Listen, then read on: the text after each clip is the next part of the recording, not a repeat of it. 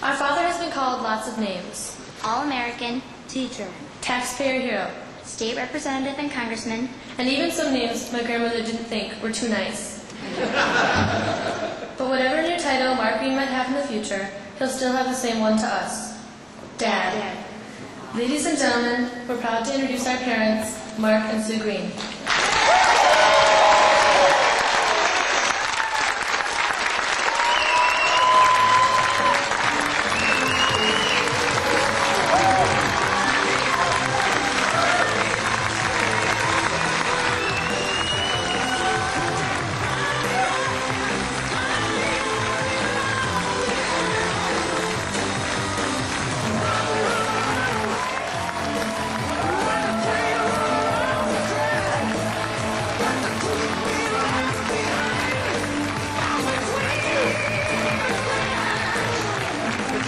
Ready for another battle? Yeah! That's what I wanted to hear. Thank you, folks. Thanks to all of you for coming. I am excited about today. It's been a long time coming. There are good things that we're going to do. Now, first off, let me say that listening to your kids introduce you is quite an experience. A lot of pride, a little bit of abject terror. But I did say to them before we came out here that Sue and I would get the last word. If not here, then we got home tonight, most definitely. In all seriousness, thank you, Rachel, Anna, and Alex. My favorite title will always be Dad. All right.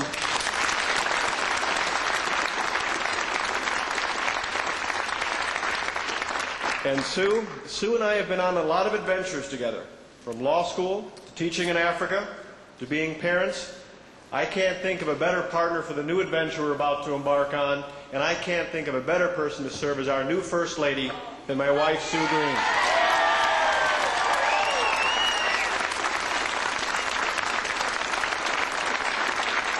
There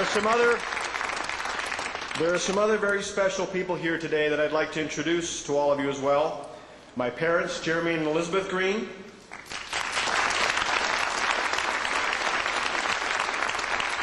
My brother Chris, his wife Heidi, and their family.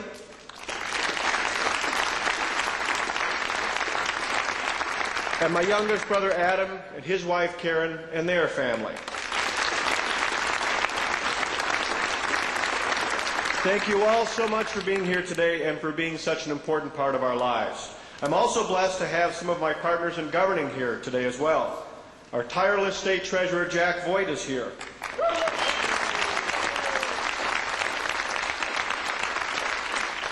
Jack, I think it's about time we gave you some Republican company in the statewide ticket.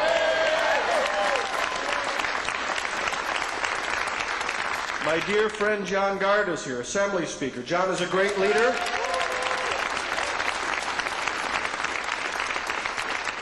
John is a great leader and has the battle scars to show for it.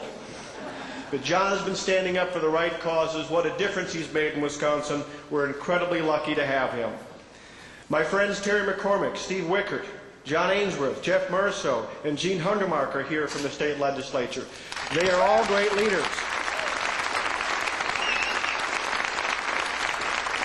They are all great leaders for us in Madison and doing a fantastic job. Some former legislative leaders are here as well today. Fortunate to have former State Senator Gary Drzwicki here with us.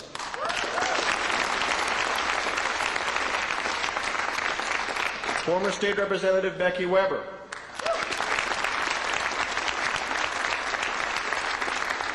And my good friend, former State Representative Dave Hutchison is here as well. Thank you all for coming.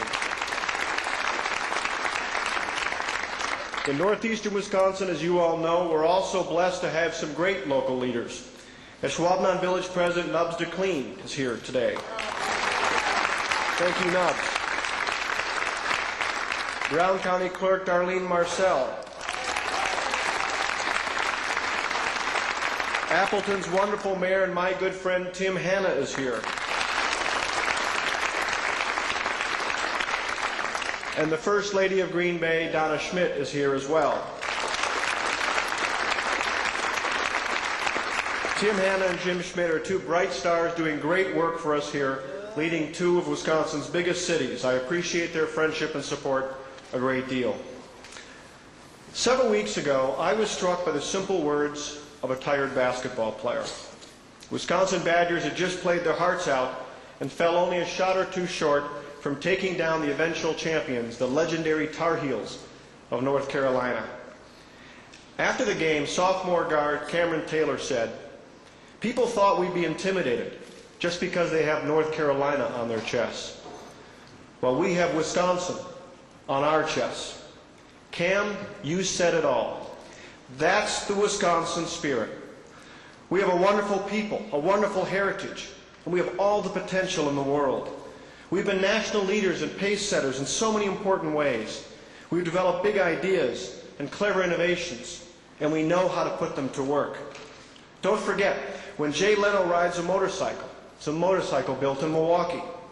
When Lance Armstrong wins the Tour de France, it was on a bicycle built in Waterloo. And when rocker and outdoorsman Ted Nugent bags his trophy buck, it's with a compound bow that was made in Bloomer. We make the best boats and the best military vehicles. We make better Italian cheese than the Italians, better beer than the Europeans, better ginseng than the Koreans. And a friend of mine right here in northeastern Wisconsin now makes more sauerkraut than the entire nation of Germany.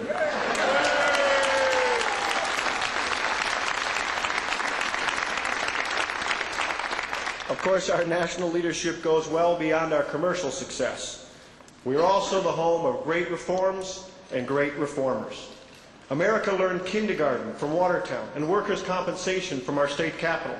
School choice and welfare reform are just two of the countless innovations that were launched in our laboratory of democracy. We produced leaders like Fighting Bob La Follette and Tommy Thompson, men whose reforms sparked fundamental changes all across this great country. As Wisconsinites, we have every right to be proud of who we are and what we can be.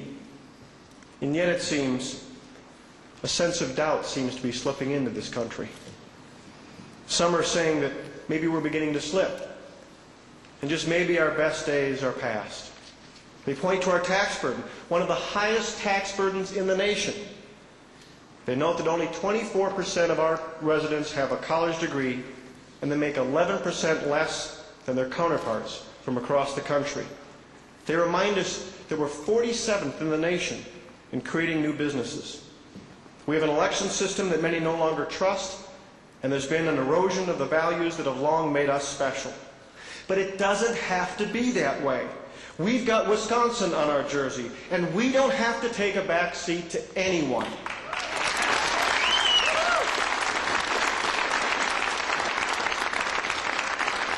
My friends, with the right leadership, I believe with all of my heart that we can make Wisconsin great once again. But it's clear, unfortunately, that Governor Doyle has not and will not provide that leadership. He's taken too many false shortcuts, short-term fixes aimed just at getting him through the next election. Under Governor Doyle, taxes are up, spending is up, borrowing is up, debt is up, tuition is up, fees are up.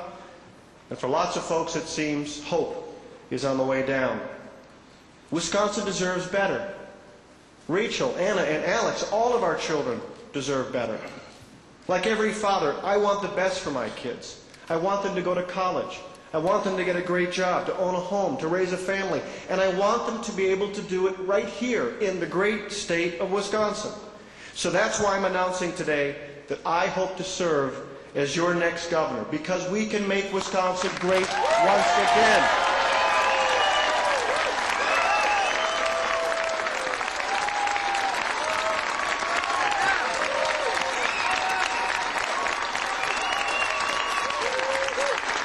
We can.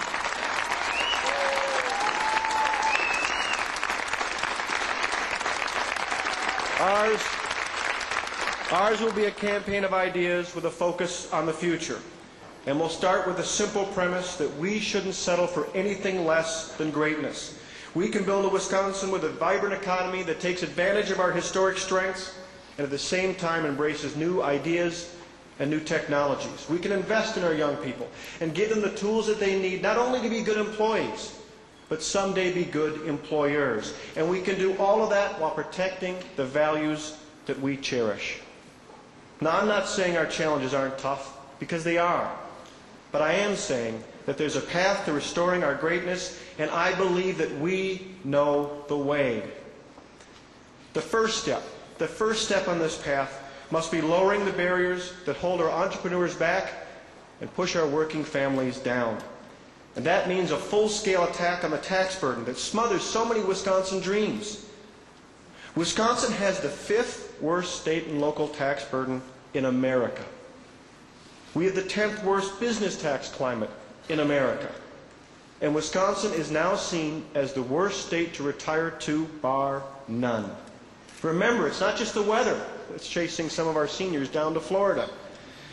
And Jim Doyle is taking us in the wrong direction. Because he refused to sign the tax freeze into law, property taxes have gone up nearly 11% in the last 2 years. And that makes it tougher for young families to buy their own home, and it makes it tougher for seniors to stay in theirs. But that's not all. His latest budget would raise taxes and fees another $368 million. Even worse, he's manipulating state law to impose another $109 million in taxes on businesses and consumers. His office refers to this as an administrative reinterpretation of the tax rules. The rest of us call it a sneak attack. Candidate Doyle promised not to raise taxes. Governor Doyle broke his word. Today I'll make this pledge to all of you. Elect me as your governor and our tax burden will improve, or I won't run for re-election. I'll keep my promise or step aside for someone who can.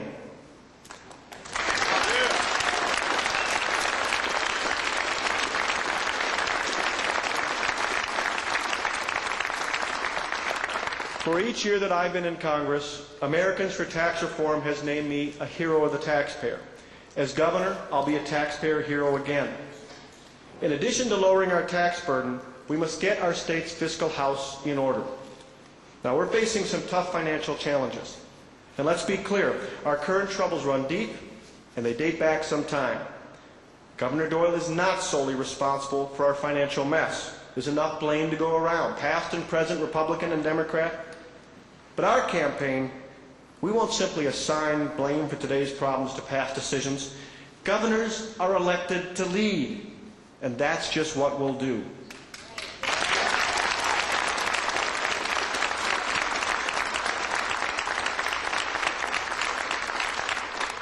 Candidate Doyle told us, and these are his words, "As governor, I will present a balanced budget, one that is balanced the old-fashioned way, with real numbers, not tricks or gimmicks." Once again, Governor Doyle broke his word. A few months ago, he proposed a budget that increased spending nearly 10% and increased borrowing by another $1 billion. And in this budget, shortcuts abound.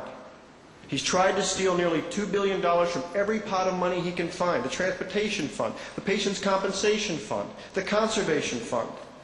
He's even tried to take money intended for Lambeau Field and for breast cancer research. And all of this just to fuel his spending habits. And maybe the riskiest shortcut of them all, within days of being elected, he secretly negotiated gambling compacts that gave away permanent gaming rights in exchange for fast cash to fill his budget holes. And what did the taxpayers have to show for all of this? A real deficit of over $2 billion. By some measures, the worst such deficit in the entire nation. To make Wisconsin great again, we need straight talk and honest fiscal leadership, and I'll provide heavy doses of both. I'll make another promise to you here today. Every year that I'm governor, we'll make progress in reducing our real deficit. If we don't meet that pledge, I will not ask for your support again. Once again, if I can't keep that promise, I'll step aside for someone who can.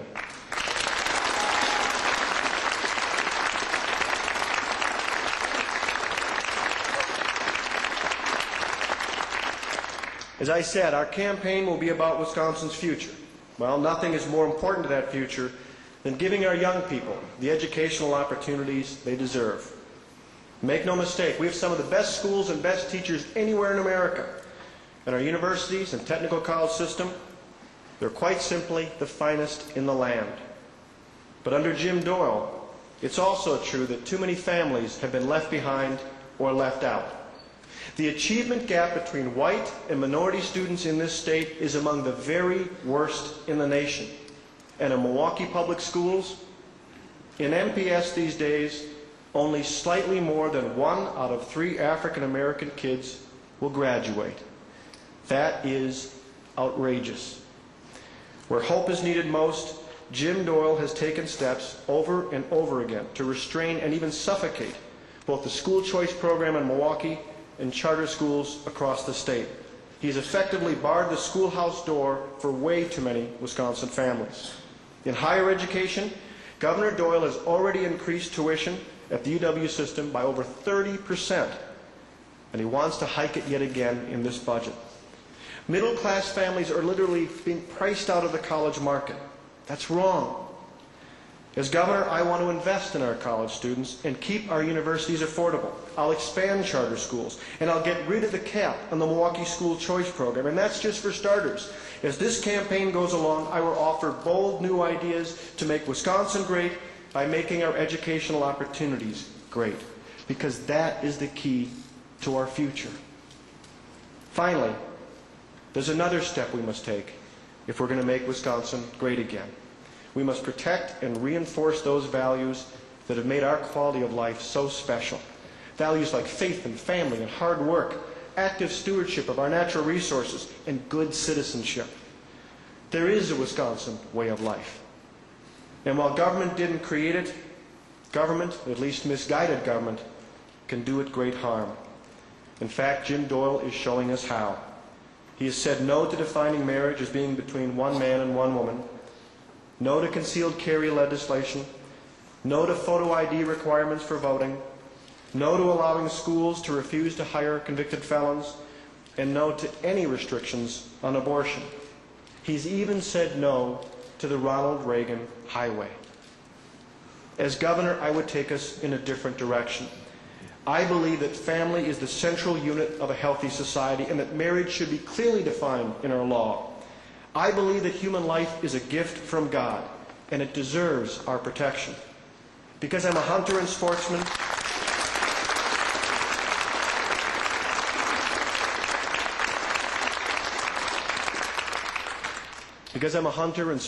a fisherman, I hope to pass that tradition on to my kids. I'll work each day to make sure that we have access to healthy streams and forests that are teeming with wildlife of all kinds. And because I believe so strongly in the work of projects like Rawhide and Urban Hope and the Mother Catherine Daniels Community Center in Milwaukee, my administration will break down the unnecessary barriers that impede faith-based organizations as they work to lift lives and heal communities. The White House has an Office of Faith-Based and Community Initiatives. As governor, I would establish a similar office in our state. I also believe that democracy is rooted in the principle that each of us deserves to have his vote counted, but only once.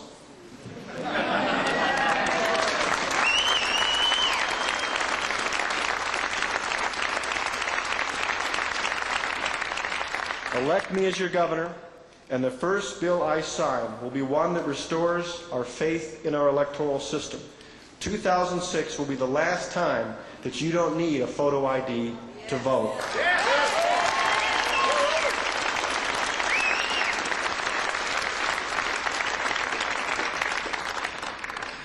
My friends, we can put Wisconsin back on the right path, the path to greatness. We've got a long campaign ahead of us, and I look forward to the chance to elaborate on some of the ideas I've offered and to offer a number more as the campaign goes on. And when you look at my record, you'll see that I deliver on my promises. I bring to this campaign 12 years of public service, 6 in Madison and another 6 in Congress. I hope people will take a long look at my work, because you can tell a lot about where someone is going by looking at where they've been. As a leader in Madison, I helped craft the largest tax cut in the history of this state. As a leader in Congress, I helped deliver the largest tax cut in the history of this nation. I helped write the most sweeping reforms to Wisconsin's litigation system in a generation, trying to restore sense and sanity to a process that's all too often been hijacked by trial lawyers. I helped to create the milk program that has saved thousands of Wisconsin dairy farms And I wrote laws like 2 strikes and you're out for child molesters, which protect children and families from those who would prey upon our kids. And ever since that tragic day in 2001, I've been proud to play a leading role in supporting our troops abroad and our law enforcement and first responders here at home, as they all stand tall in the war on terror.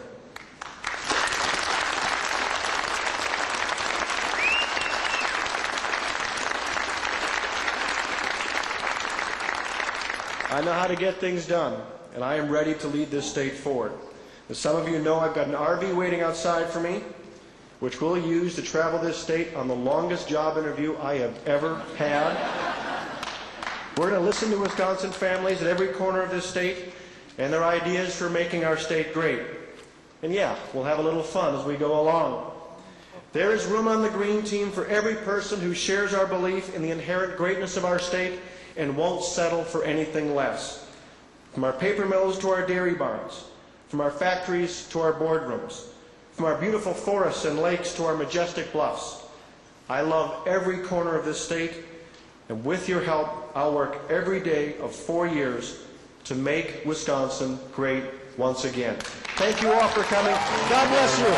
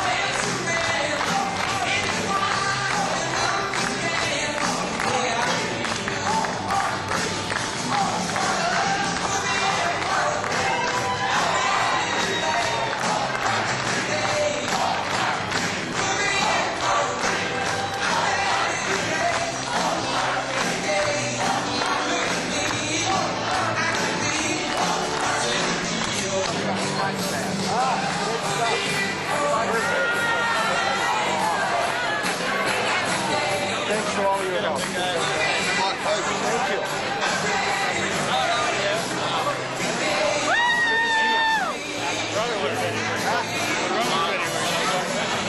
He should be. Look. Thank you. Nice sport. Thank you. Hey, Mike. Congratulations. Behind you all the way. Hey, Mark. Good to hear, buddy. Go. Appreciate it. Hey, Mark. Good to see you. How you doing?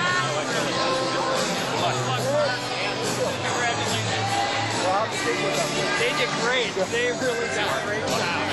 How are you? Thanks for coming.